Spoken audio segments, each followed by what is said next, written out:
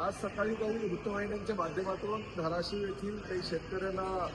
बँकांनी पीक कर्जाच्या ज्या नोटिसा आहेत त्या दिल्याच्या निदर्शनास आल्यानंतर मी धाराशिवचे जिल्हाधिकारी शक्तीकरण पुजारा यांच्याशी चर्चा केली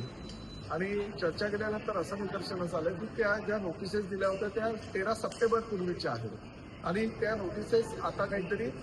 वृत्तवाहिन्यांच्या निदर्शनास आलेल्या, परंतु सर्व बँकांना जिल्हाधिकाऱ्यांच्या माध्यमातून असं सूचित करण्यात आलेलं आहे की पूर परिस्थिती पूर्ण जिल्ह्यामध्ये असल्याकारणानं तुम्हाला हे नोटिसेस पाठवू नये.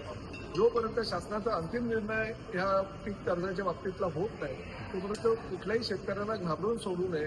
खरं तर बँकांनी अशा प्रकारच्या नोटिसेस या महिन्यामध्ये पाठवणंच गरज आहे, कारण शासनाचा निर्णय अंतिम अद्याप झालेला नसताना शेतकऱ्यांना घाबरून सोडण्याचं काम ह्या बँका करतायत आणि प्रामुख्यानं मृतांच्या टाळूवरचं लोणी खाण्यासारखा हा जर प्रकार बँका करत असेल तर त्यांच्यावर सुद्धा कारवाई करण्याचे निर्देश मी जिल्हाधिकारी शक्तीकरण पुजारी यांना दिलेले आहेत आणि ताबडतोब त्या संदर्भात बँकांनी ज्या बँकांनी ह्या नोटिसेस पाठवल्या त्यांनी खुलासा करण्याचे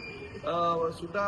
आश्वासन मला जिल्हाधिकारी शक्तीकरण पुजारी यांनी दिलेलं आहे. त्यामुळे शेतकऱ्यांनी कुठल्याही परिस्थितीमध्ये घाबरू नये. आज मंत्रिमंडळाची बैठक आहे, बैठकीमध्ये त्या संदर्भात चर्चा होईल आणि माननीय मुख्यमंत्री आणि दोन्ही उपमुख्यमंत्री ह्या पीक कर्जाच्या बाबतीतला अंतिम निर्णय लवकरच घेण्याची शक्यता असल्याकारणानं शेतकऱ्यांनी